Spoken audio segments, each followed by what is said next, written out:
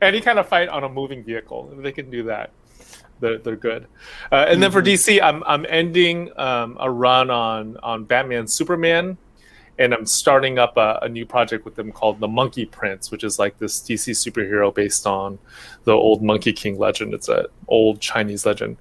For a second, I have two different projects going on right now, but neither of them have been announced, so I can't really give details on those yet. But so your work for Marvel and DC, you are writing, correct? I'm only writing. Yeah, I can't draw like that. But then your personal work is with First Second, and that you are writing and drawing, correct? So right now, neither of those. Yeah, actually, right now I'm not drawing anything. I'm doing thumbnails. I'm doing thumbnails for one of the projects I'm doing. It's fine. It's fine. No judgment. It's fine. I don't know how that happened. Actually, I do want to draw again, but right now I don't have a project where I'm drawing. Okay, it's cool with me, man. I love your writing. It's yeah. But so that does. I mean, I guess the advantage of that is you can be working on 4 books at the same time. Yeah. You can be working on 4 books at the same time. Although so for one project I am thumbnailing, and that does take more time. But I do want to get to a point where I'm drawing again. I just gotta figure that out. I think I gotta get past a few of these projects. Yes. Well, I mean, 4 is a lot, no matter what your role is. So I guess one's winding down, one's in the middle, others are starting. There's like at different stages and stuff. But how do you organize that? Like, how do you? Oh, dude, if you have tips, I'd love to hear them. I got tips. That's what I do. But I want to hear how you do it. Okay, here's how I try to do it. I try to think of my workday as 2 giant chunks of time, right? Like I have the before lunch chunk of time and the after lunch chunk of time, and for each chunk of time, I just try to devote it to just one project, and that doesn't always work out because I think what I've noticed is that for Marvel and DC, because it comes out monthly, the turnaround is really frenetic. You know what I mean? It's like sometimes like they'll send me something and they'll need like a feedback on lettering or something like within a couple hours, sometimes even. So I can't always do that, but I think that's the ideal. The ideal is I work on one project during the morning and then I work on another in the afternoon. So you really are in a position where you need to sort of budge all 4 forward at the same time. You can't just like take a month and do one. No, I can't do that. And I do try to. This doesn't always work out either. I do try to my brain. This is something that's happened to me as I've gotten older. But my brain works better in the morning, right? When I was in my 20s, I think it worked better at night. But now my brain works better in the morning. So I do try to devote my morning time to whatever's the most difficult. So for me, the most difficult part of a project is like outlining, like figuring out what the big, like the bones of the story are. So I try to do that in the morning. Mm-hmm. Yeah, that is hard, although that's actually my favorite part. Is it? That part? Yeah. But why? Because that's not my favorite. Wait, why is that your favorite? Because it's like I can get into like puzzle master brain. Where it's like, oh, I need to get from here to there. But in order to do that, I'm going to have to take this and this and this path. And, if I come up with this little thing I can do, then everything clinks into place. And I got it. Okay. So it's like a Tetris-like satisfaction. Yeah, I have a very strategic brain, and that's it's very satisfying for me. It's not that it's not difficult and it's not frustrating, because it is. Like, I definitely get frustrated by that. But especially as I've gone through a bunch of work on developing storytelling tools, frameworks and things, and I can use those to plug in and go, what's missing, and figure things out. It's really satisfying.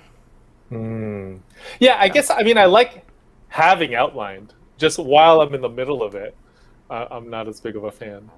Oh, I just get very, very charged up by and especially if I'm talking about it, if I get to talk to somebody about it, and not just do it in my head. Yeah. So do you try to work with like a writing partner or anything like that? Or, most of your stuff is just you, right? Do you have somebody like an editor? Is that what you? I have a husband.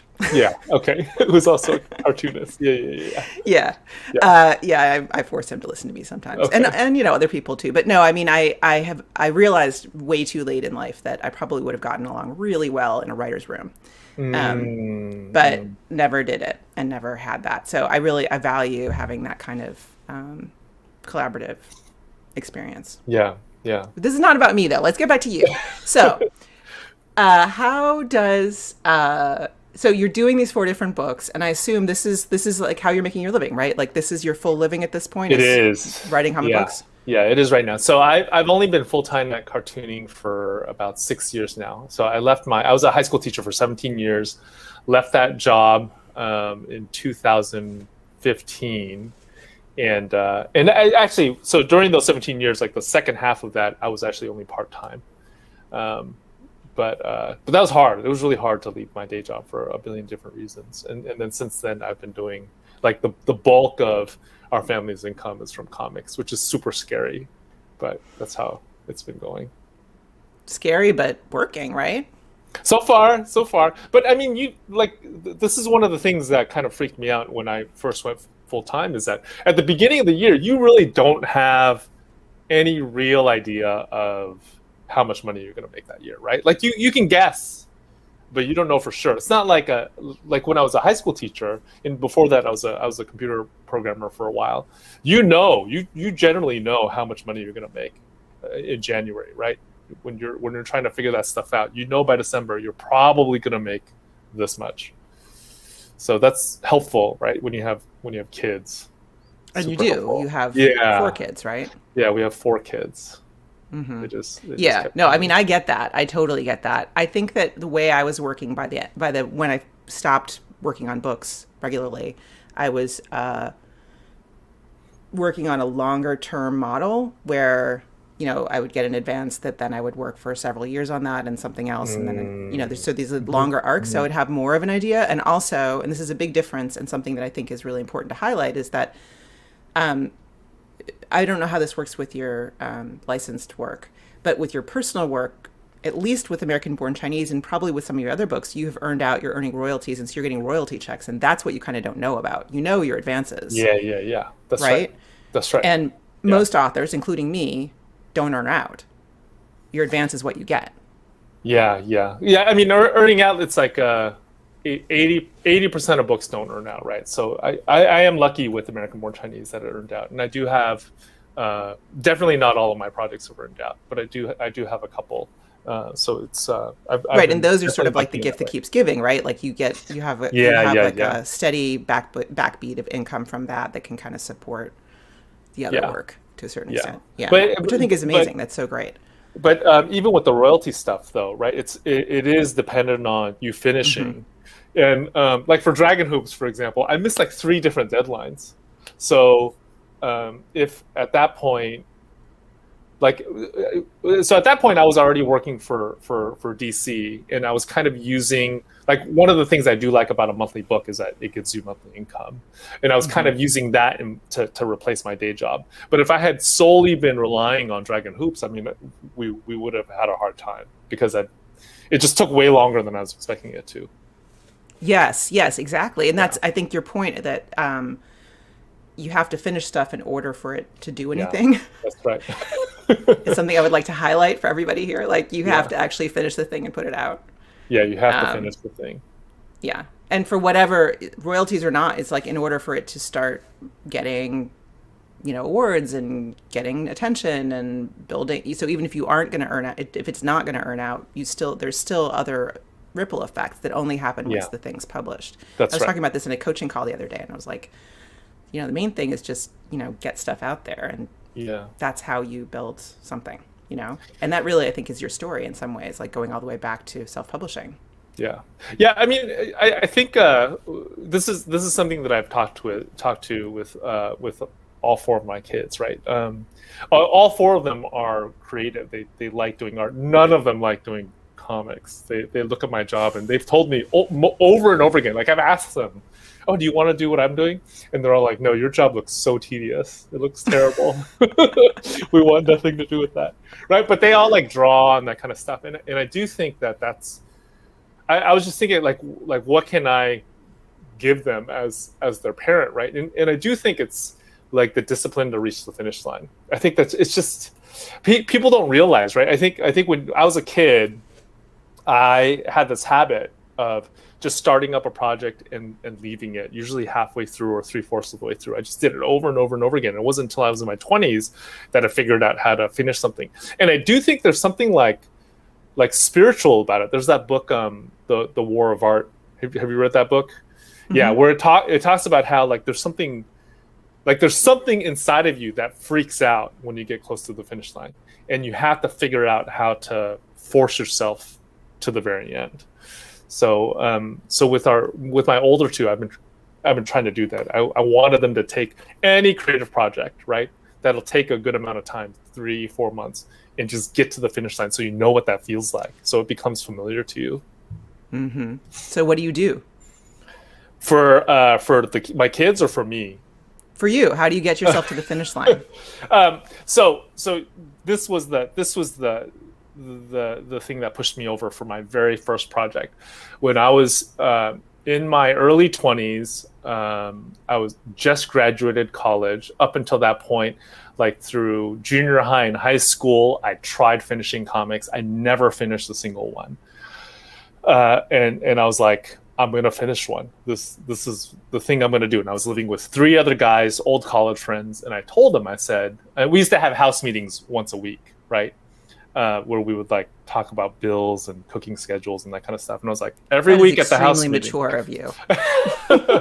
It wasn't my idea. It was somebody else. It was somebody else in the house's idea. I think there was like a future businessman we were living with.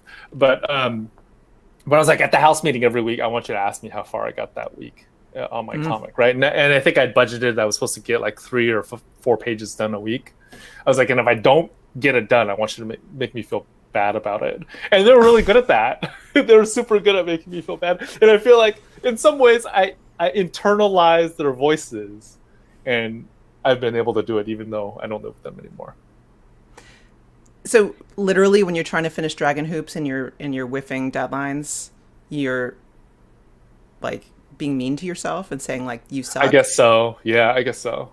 I mean, that makes me sad. I've gone through. I've gone through. I've gone to therapy for this too. Because I don't want to lose that voice. I don't want to lose that voice in my head because I'm worried that I'm not going to be able to finish anything, and my family will starve. But I also don't want it to like overrule everything else, right?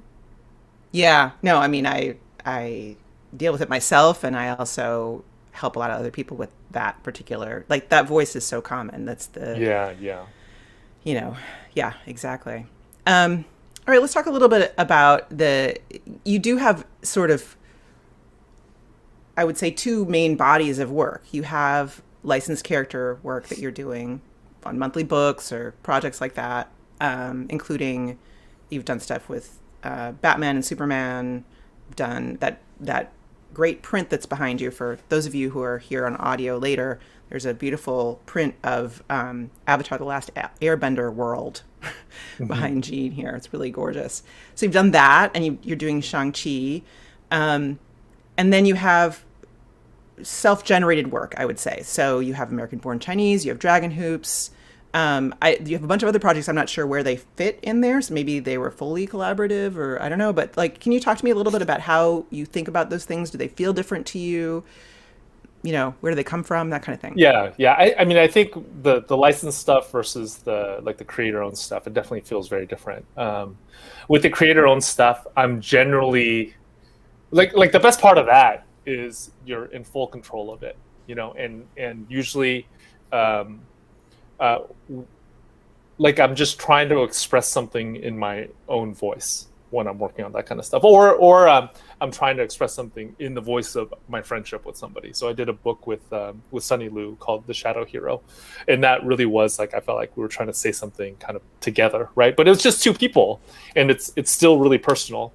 Whereas with working for DC Comics, which I do love, but it's a very different thing, right? I am looking for the overlap between like what I'm interested in and the Superman mythos. for Avatar: The Last Airbender too, I was trying to replicate a voice that was from a television show while trying to figure out how to talk about what I'm interested in. So I think there are advantages to both. The way I kind of think of it is when I'm working for DC or, for Dark Horse Comics on the Avatar books, usually I'm part of a team with a lot of people on the team, right? And because there are lots of people on that team, I actually get an up close look at other people's creative processes. And sometimes I could take what I learn and apply it to my own story. So for instance, with Avatar: Last Airbender, I got to work really closely with Mike DiMartino and Brian Konietzko, the two creators of the show. And they're both animators, right? They come out of an adjacent but different field. And the way they like beat out a story using Post-its and index cards, that was something that I'd never really seen before. So I do that now. For my own comics, as I beat things out. I mean, I think I can even show you. You see that? That's behind the door. Oh, yeah. So again, for people who might be here on audio, there's a series of colored Post-its on the wall, just right sort of around the corner from where Gene's sitting. Yeah. Yeah, very cool. That was all from them. But I mean, there are lots of little things like that I pick up, like even from my editors. I think a good editor, they get to see the creative processes. They get like a bird's eye view of the creative process, and I can get stuff from them. And they work with so many different people with different techniques and so on. Yeah, I've had the same experience. I worked on a project briefly with Ronald Wimberly, and his way of using sort of film language to break down a script was really influential on me. And I worked with, I co-wrote a script with Gene Soria, and that was really helpful. Oh, and doing all my radio research, I learned all kinds of things about how narrative audio programs put together stories. And that was immensely helpful in sort of the structural thinking around stories. So I totally get what you're saying. I think that's really, really important.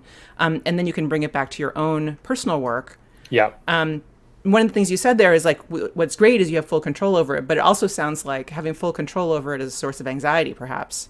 Like... It is. Yeah. Yeah. Yeah. I mean, it's a funny tension, right? Like I think sometimes having constraints, like, Superman can't do this, can be really helpful. They can feel like guardrails around you, and they can't. Yeah, I mean, I don't know. I think most creative people struggle with anxiety to some extent. Oh, right? Sure, yeah. I mean, we're putting our inner thoughts out into the world. What could be bad? Yeah, like it's yeah. I think that's very that happens. And constraints are a way of dealing with it, I think. Oh, for sure. Yeah. Having deadlines, having, rules around how stuff is made, having systems for getting your ideas organized. All of those things are super helpful for sure. Yeah. And wait, can I ask you something though? List. Yeah. Can I ask you? Okay. So you said that working with all these other folks affected you. If I remember this right, you at least used to write your comics by thumbing them out. Is that true? I've never written in thumbnails, strictly speaking, like drawn thumbnails. I used to write in script, and it was usually just dialogue. It was not even a full script. It was just like, here's stuff people are going to say. And that was, a good start, but it wasn't really a fully written thing, and evolved into a system where it's a full script on a panel layout. So nothing's in the panels, but descriptions of what's going to be there are in the panels. Oh. And I actually originally learned this it wasn't a collaboration, but I learned it from and adapted it from Alison Bechdel, who is going to be a guest, by the way, this November. Oh, that's what she does? Yeah, so she does this thing, and she originally did it in Illustrator, and I taught her how to use InDesign, and she was like, oh my God, that's amazing. But anyway, use InDesign, so page design software, and have different type styles for dialogue and for narration, and then have descriptions, and you can make the boxes essentially for what you're doing. And what it does is it gets your brain thinking visually immediately. Like, so you're not writing these scenes that are like, one line of description that takes 3 pages. Yeah, you know how that is. So Yeah. There's a line of description which is like, Joe walks downstairs, grabs a cup of coffee, gets in his car, and goes to work. And you can write that in one sentence, but that takes 4 pages. Yeah. So if you're doing it visually, then you never end up in that situation. And you can now, and I ended up being able to write in a more cinematic way. In my last 2 books, I wrote that way. I wrote Out on the Wire and Trish Trash that way. Okay. So there's no drawing on it though. It's just text descriptions in boxes. Yes. And then there's thumbnailing pass after that where you have those boxes and you do some thumbnails and you build them up and you can change stuff at that point. But just to keep the writing going. Yeah. And make it really flexible. Like you can move stuff around. I feel like you should be interviewing me. Like you are interviewing me. No, I just want to know. I want to know. Yeah, so, no. I think it's like that was a game changer for me because I'd had a really hard time fully utilizing the visual power, the visual narrative power of comics until I started writing in like visual units, essentially. Yeah. Yeah, and it also made it a lot easier for editors because editors reading a script don't necessarily, depending on who they are, if they're a commercial house and they're not familiar with comics, they can't really read a comic script effectively. I see. Yeah, or thumbnails, never mind, but they'd never read. So do you do like a little sketch before you build it in design? You do? Okay. Oh, no. Oh, you don't? You just do it straight? No. Yep, straight up. Oh, wow. Yeah. And I use a grid, so it's based on like a grid for a particular book. Yeah. I'd be happy to give you a demo sometime. I would love to see that. Matt uses it now too. I have a post about it. Yeah. So if anybody's listening to this and is like, oh my God, that sounds amazing. By the way, it is not my idea, Alison Bechdel's idea. But I have a post on my site about what's called visual scripting. And it has a whole explanation and a downloadable template for InDesign.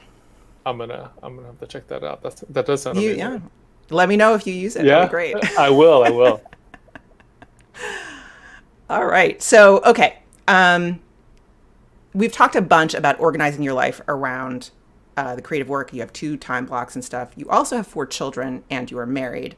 And I know that is a very important aspect of your life, that you're very devoted to your family. And of course, we've just been going through homeschooling forever and pandemic and all that stuff. And you're trying to work at home and this is your only income stream. So talk. What was that like? How do you do all this? Does your wife work? She doesn't anymore. She did for a while. She was a elementary school teacher for a very long time, but and then she was a librarian for a little bit, and now she's running her own business, but it's not at a point yet where it's generating significant income. Hopefully, it will soon, but it's not there yet. But so she is working though. So she has work hours. Yeah, she has. I guess she is. Yeah. Well, so this past year, she decided she was going to homeschool our kids, like pull them out of Zoom school, because the 2 younger ones. So that was really like a full-time job for her during pandemic. And then now they're back in school, and she's trying to figure out how she's going to move forward with this business that she started.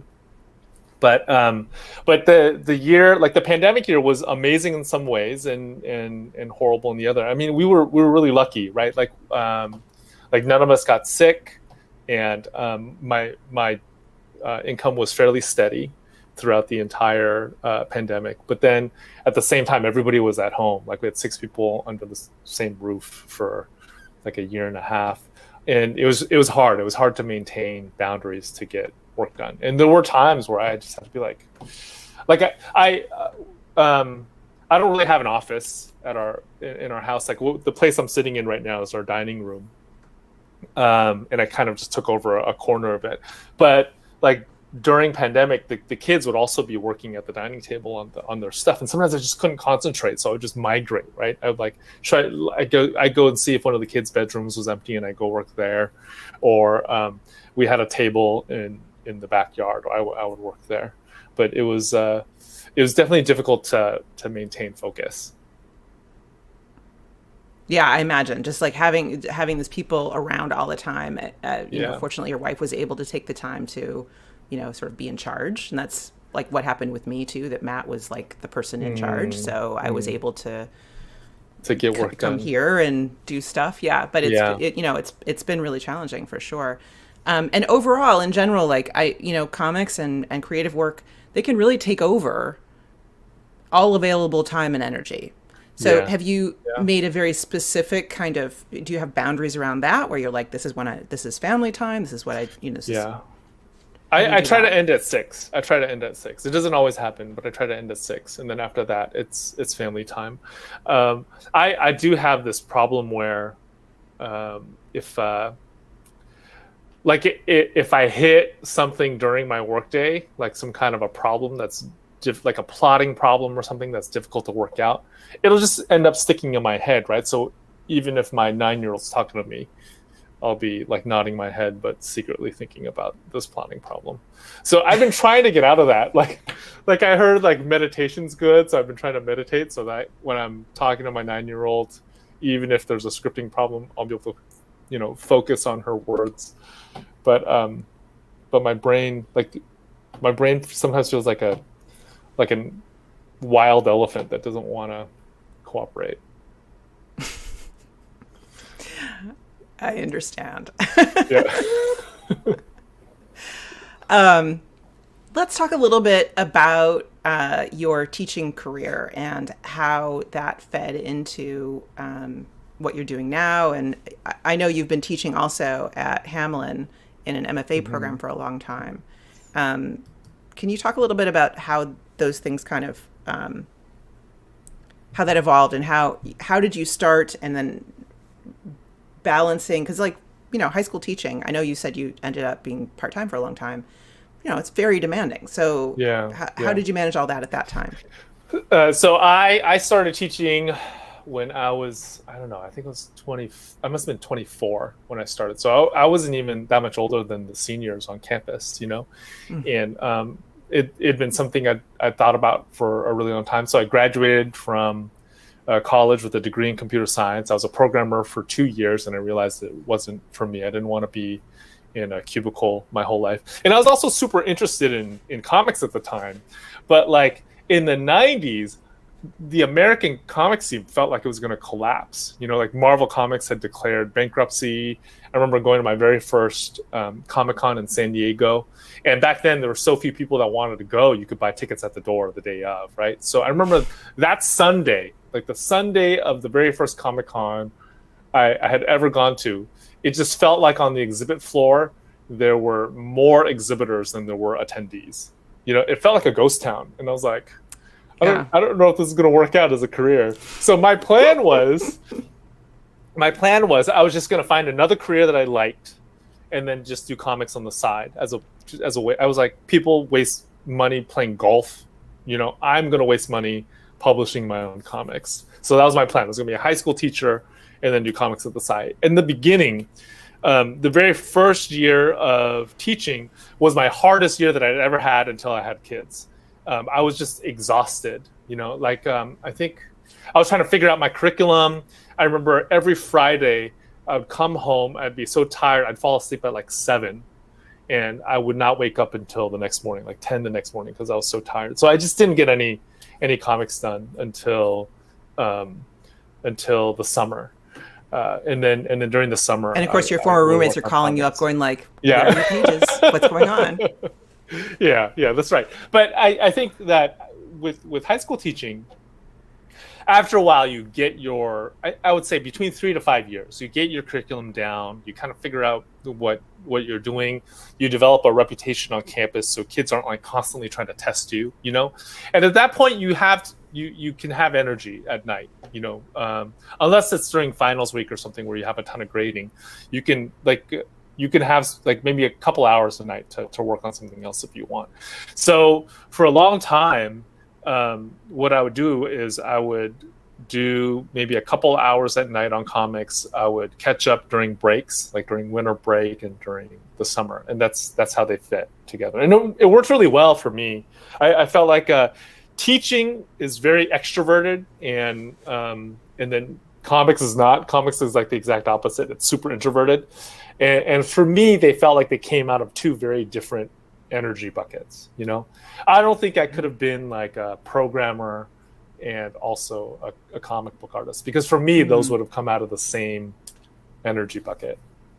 Yes, I totally see that. Was your family supportive of your life choices, being a teacher and then becoming a cartoonist? Your parents and your siblings, whatever? My parents were not supportive. I guess, you know, that's not fair. My mom was okay. My dad was not. My dad, like when I told him that I was going to leave my programming job and become a high school teacher and also like focus on comics, he like started shaking. And then he got so upset he started shaking. And he used to, when I was a high school teacher for the first, until American Born Chinese came out actually, every 6 months he would send me a little envelope, and there would be like newspaper clippings of like want ads, you know, like Apple Computer is looking for programmers, or like they'd be like articles comparing salaries across different professions. And of course you're in like Silicon Valley. I mean, that's where you live. Yeah. So like it would not have been hard for you to find whatever that thing was. Yeah, maybe. No, I mean, Apple jobs are hard to come by, but I probably could have found like a programming job for a smaller company. Yeah. But when American Born Chinese came out and became a big hit, so this is 10 years later, by the way, did he stop with the envelopes? He stopped with the envelopes. So I went home to visit him, right? And he showed me this newspaper clipping. It was actually a clipping from the World Journal, which is this Chinese language newspaper, and their living section had an article about American Born Chinese. So he showed that to me, and I never got another envelope again after that. That's very heartwarming. Yeah. At least when somebody else acknowledged your success, he could acknowledge it. That's good. Right. I'm glad. Yeah. So when you did leave your teaching job, and I actually have a question that I normally get to questions at the end, but this is so relevant to what we're talking about right now, I want to bring it in. So GR asks, what skills from the engineering field did you find yourself accessing or were a hindrance in your work as a cartoonist, and which skills from your education career? And this person is a cartoonist who works in education and had a career as a ceramic engineer. So coming from a personal place. Okay. So I was a programmer, and I really see a lot of parallels between like coding and storytelling. I mean, comic storytelling specifically, right? So in coding, really what you're doing is you're taking this big abstract idea, and then you're breaking it up into sequential concrete pieces, right? This abstract idea becomes these sequential lines of code, and it all has to make sense or it's not going to compile. Comics is very similar. You're taking this big abstract idea. Anytime I'm talking about a book that I want to do with my editor, it's all super abstract. It's like this big fuzzy cloud, and you have to take that big fuzzy cloud and break it up into these concrete pictures, these panels that fit in sequence. So I really feel like coding was good training for me for comics. In terms of teaching, I think what I got most out of teaching was figuring out how to be clear. Like when you're delivering a lecture or when you're creating a handout, it has to be clear. Your life is going to be hard if it's not clear, right? You're going to have to teach it over and over and over again until it's clear. So I think there's something about that too that applies to comics. With comics, I do think like when I'm teaching comics through Hamlin, I usually tell the students, like, unless you're being confusing on purpose, unless it plays a narrative role, you should go for clarity above all else, right? You don't want your reader to wonder what the panel is supposed to be communicating. Mm-hmm. Yeah, that's great. And I think too, like, you have to sequentialize what you're trying to teach when you're teaching. Yeah, you have to put it into steps that make sense and tell a story of the content. Yeah, that's right. Yeah. It's funny. I used to teach at the School of Visual Arts, and one of the other teachers there is Gary Panter. And so Gary visited my class, visited his class, whatever, saw how he teaches. And what's interesting is Gary Panter is a very experimental cartoonist and pushes all kinds of boundaries all the time. But his teaching is like almost entirely focused on clarity. So he's always saying, like, what is this guy doing? Where is he going? What's next? Like, okay, so from here to here, what happened? Get people to explain it. It's really interesting. Like that's his focus as a teacher. Yeah, yeah. I mean, I think like even as a kid, I realized this without even realizing that I realized it, right? Like you would get these books that were drawn, like superhero books that were drawn. They looked amazing. They looked dynamic, but then when you try to read them, you can't read them. You can't make heads or tails of them. And then this other book that did not appeal to my 12-year-old mind immediately when I flipped it open. But when I brought it home, I enjoyed it way more, simply because I could understand how the panels related to each other. Well, and probably they were like well written. I mean, there's probably something else to right. it too. Yeah. Like there was something worth getting out of all that clarity. Yeah. That's also important. Yeah. But so when you quit your day job, when you first reduced and then quit your teaching job, was that cool? I mean, you've said you miss things about it. So like what, is quitting your day job all it's cracked up to be is what I'm asking you. I really liked my day job, right? I had been there for a very long time. I had lots of friends on the faculty. There are actually two other cartoonists on faculty who are still there. Tin Pham, who's done a book with First Second, and Brianna Lowenson, who just signed a book with Fantagraphics, right? So we had like our own little comics community within the faculty of that school. So it was a lot of fun. It was nice to have people to eat lunch with. And I liked being part of a community in general. I liked having my own classroom, all of that. So leaving was hard. It was a really difficult decision. I remember right after I went into my principal's office to tell her that I wasn't going to come back next year, I just it felt like breaking up with somebody. That's what it felt like. Like I couldn't eat. I had a hard time sleeping for a couple weeks, and I had all these doubts about whether I'd made the right decision. And then after that, I worked for DC. I began working for DC. I wrote 10 issues on the main Superman title. And I have to tell you, that year, working on those comics, I think it's okay for me to say this now because it's been a while. But that was like the worst year I've ever had in comics. It was so hard for like a billion different reasons, And I think it took me a while to get to a point where I started liking it. I started liking being full-time at comics. So now, I still think about teaching, right? I wouldn't mind ending my working career as a teacher, but for now, at least, I feel like I have enough projects that I want to get through that I don't have time to teach. Mm-hmm. Yeah. So you're leaving Hamlin for now as well, right? Yeah. So Hamlin, I started at Hamlin 9 years ago. And then this semester will be my last semester there. So I'm really leaving Hamlin. Same reason. I have a lot of projects I want to get through. So until I get through them, I'm not going to be able to teach. Right. Yeah. No, I get it. Yeah. And it is tough, right? Because there's so many wonderful things about teaching and communicate. Talking about the work with people. Yeah. Okay. So I have so many more questions I want to ask you and limited time. So I'm going to pick here. So one thing I want to ask you about though is you'd been self-publishing and then publishing in a small way for a number of years. And then you came out with American Born Chinese. It was a huge hit, won tons of awards, tons of attention. How did that change your life? How did it change your self-conception? How did it change, did it make things easier, harder? I mean, what happens when you have a big hit like that?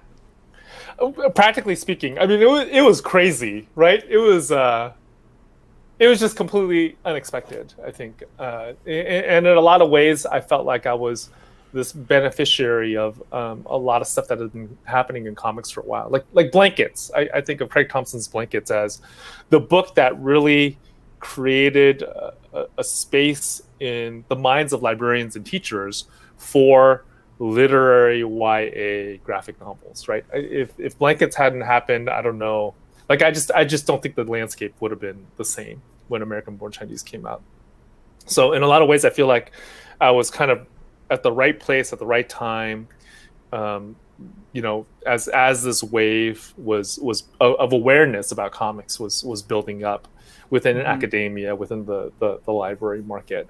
And after that, the really practical thing that happened was I got to sign another book with First Second, and then I was able to go part-time at my job. So we were on a block schedule. I would spend one day at school teaching, and then the other day at home working on comics. And that was a great balance. That was like the balance that I had for almost a decade, maybe, I don't know, 7-8 years after that. Beyond that, I think the thing that happened was just something that I wasn't ever expecting, right? I was expecting to work in education full time for my entire career and always just do comics on the side. So it changed what I thought of as my career, how I thought of my career path. Yeah, I can see that it's just all of a sudden it's like, oh, that my expectations are just blown to smithereens now, in a good way. Yeah. Now we have to think of, did it make it hard to do your next book? Did you feel the weight of expectation? It did. It was super hard. Yeah. So the next book, I ended up doing as a collaboration, in part because it made it easier, right, to team up with a friend of mine. So I did, let's say, I think the next book that came out was Eternal Smile, which I did with Derek Kirk Kim. And we'd been friends for a really long time. We kind of came up in comics together. And that was super helpful to have Derek to lean on for the second book.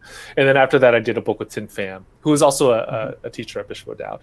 So right, that was helpful as well. So that kind of bridged that, like getting yourself comfortable with the new person you are in the world, in a sense. Yeah, I guess. I mean, yeah, I don't know if I think as a cartoonist, it was definitely different, right? Like I got to go on speaking engagements and that sort of thing, which I hadn't done before that. Right. But like at home and with my cartoonist friends, it didn't feel that. Oh yeah, no. I mean, but in the world, like people, oh, it's Gene Yang, like that's that kind of reaction. It's a different. It was different. Yeah, like going to a library conference, especially, was just a different thing mobbed. for that. Yeah, I don't know if it was mobbed. Those but librarians are crazy. It's more like when I'm sitting at a table trying to sell my comics, I would actually sell comics as opposed to just sit there, right? That would be a good thing. Yeah. I mean, there's the other aspect of it is that you are unfortunately one of the first people, and I mean unfortunately because I wish there were more, throughout history, who's representing the Asian American experience in a centered way. Like not just there's some Asians in the story, but like it's normal, like normalizing that experience and just helping everybody kind of see through the experiences of Asian Americans. And so it seems to me that you may have also, I'm sure that's one of the reasons why American Born Chinese was as successful as it was, because it was a huge lack that you filled, like a gap that needed filling. But I wonder if that also set up some weird dynamics for you. It did. Like, okay, so the book that I do with Tin Pham, it's called Level Up, and it's okay. I think it's okay for me to tell the story because Mark Siegel, my editor, has told the story in public. But we put in a proposal for that book, right? And it was approved. And then I submitted an outline, and it was approved. And then we started working on it. So I would thumbnail it. Tin would do the pencils, I would do the inks, and then he would do the colors. It ended up being like a 250-page book. And we got to and we worked sequentially, right, on it. And we got to page 240 something.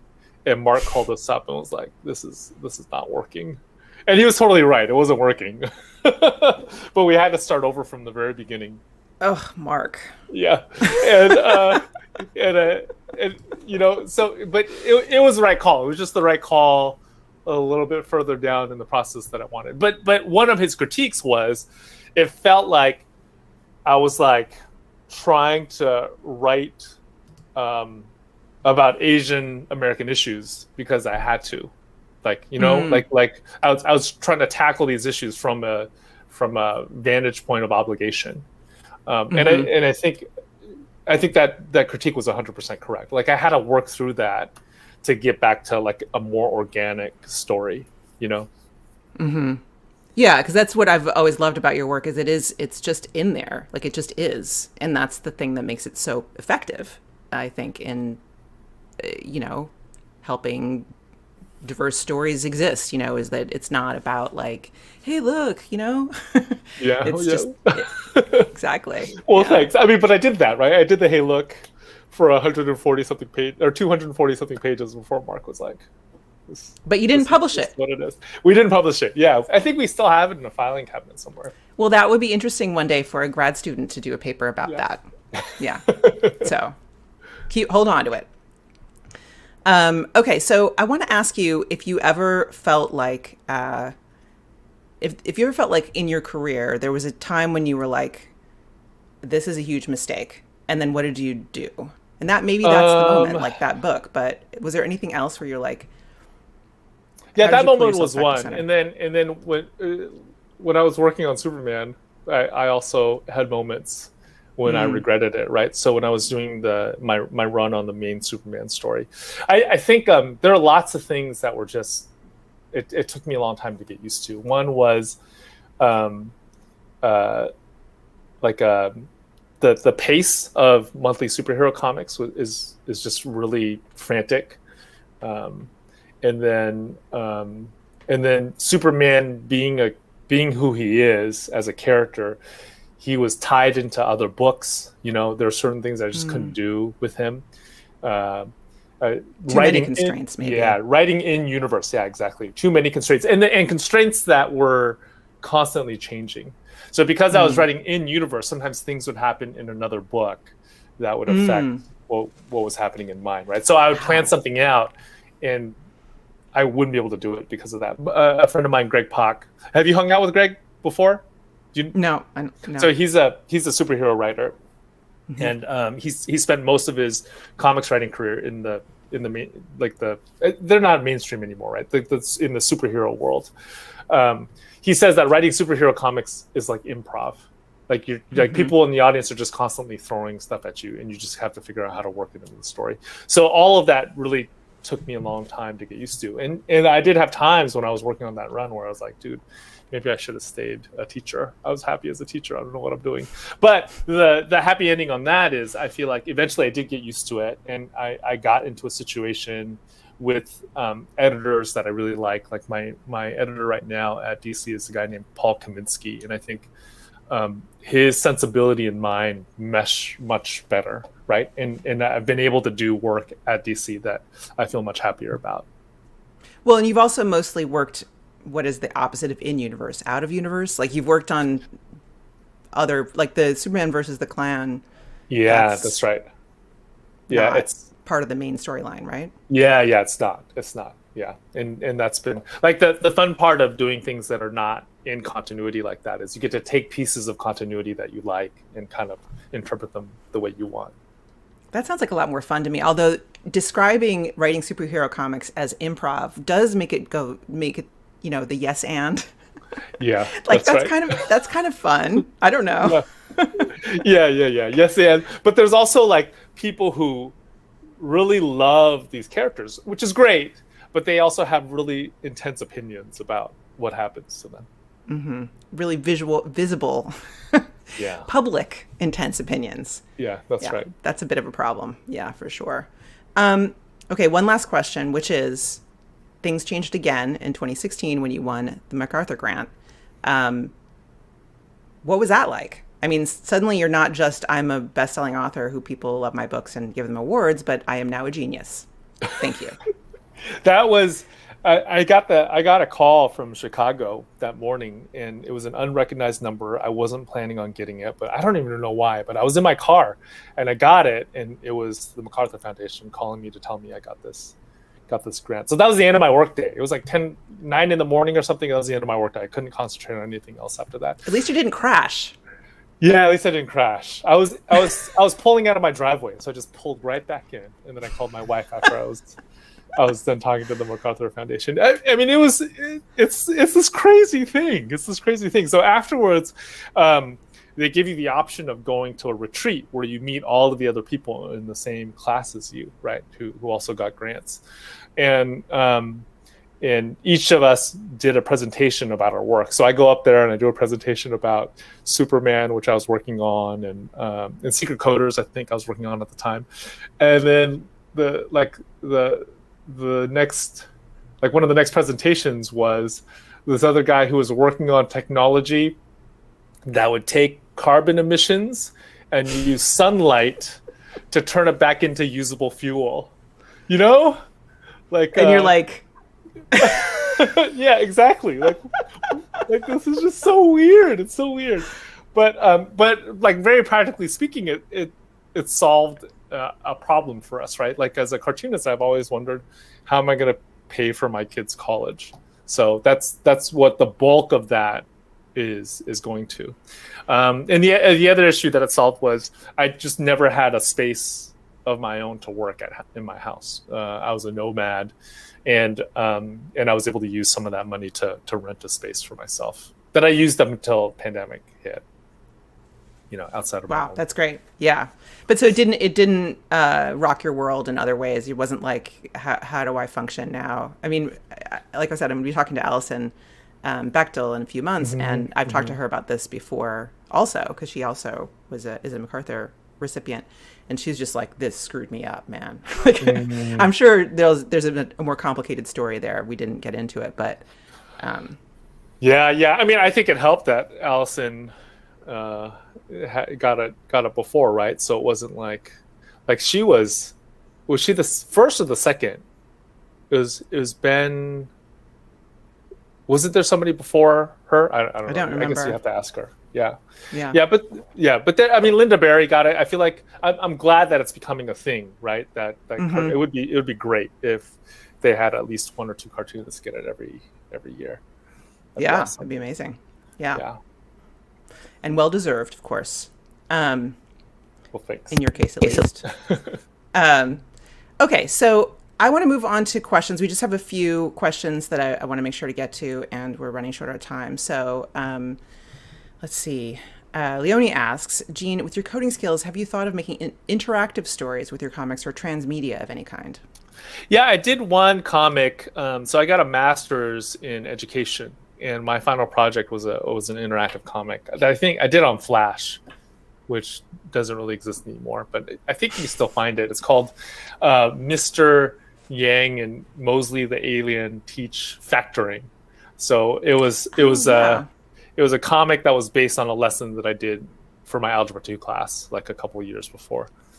So right, I've done that. Also ties into your TED Talk and comics and education, kind of that whole thread, which we haven't had any time to get into. But yeah, I would love to do more, though. I would love to do more in that vein. Maybe in the next thing after the projects I'm working on, I would love to do more. Yeah, that sounds great. Which relates to Jazz's question. What are your long-term goals as someone who works in comics? Do you imagine working in comics for a long time? Yeah, I would like to, I'd like to always be making comics, in some form until I die. Like what I heard about Will Eisner, I don't know if this is just an urban legend or what, but what I heard was for his final book, he was working on it and he felt something wrong inside of his chest. And then he finished it. He finished his book. He dropped off his pages at the post office, checked himself into the hospital, and just never came out. I don't know if that's true or not, but that's what I've heard. And there is something very romantic about that, right? About just creating work until the very end.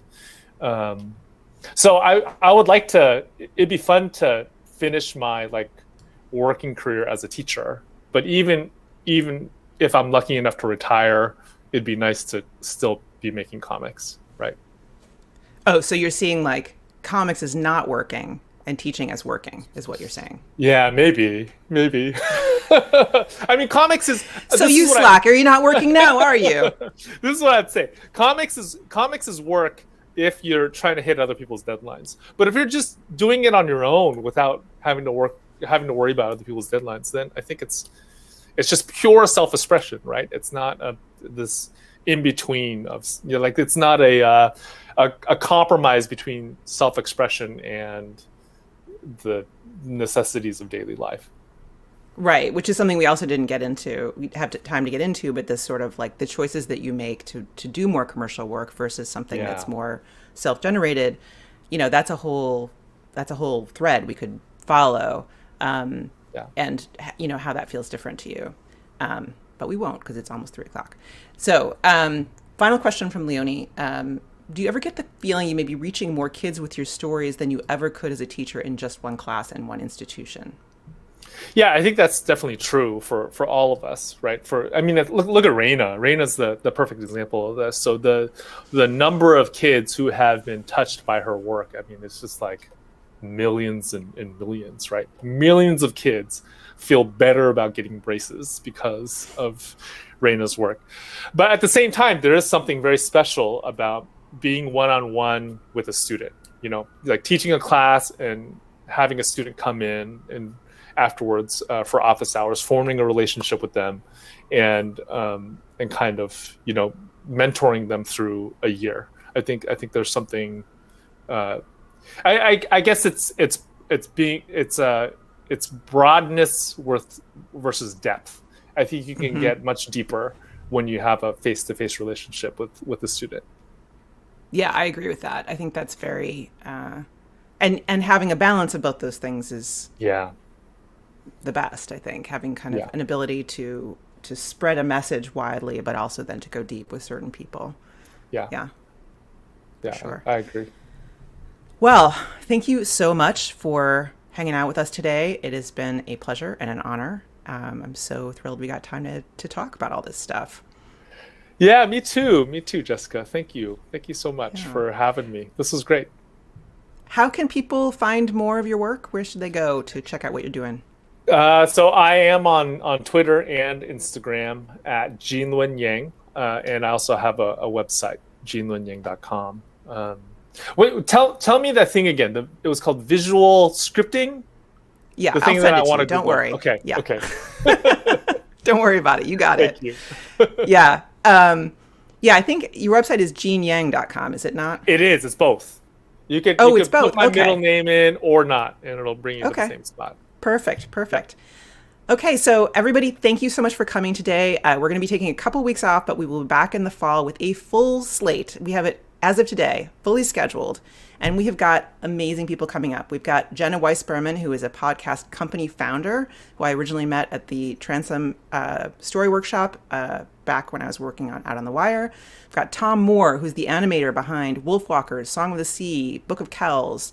Sonia Simone, who is a copywriting star and is also doing her own personal writing work. Mila Goldberg, the best-selling author of Beast Season and The False Friend and many more books. Powerhouse illustrator and cartoonist Shannon Wright. And as I said earlier, we're going to have Alison Bechtel and also probably a couple more people. And so once we confirm all those, we will let you know. Everybody who's here will find out about it. But if you get here later, don't forget you can always follow us on Crowdcast by hitting my name at the top there and following our channel. So thank you for being here with us live, and I will see you next time. Thanks, everybody.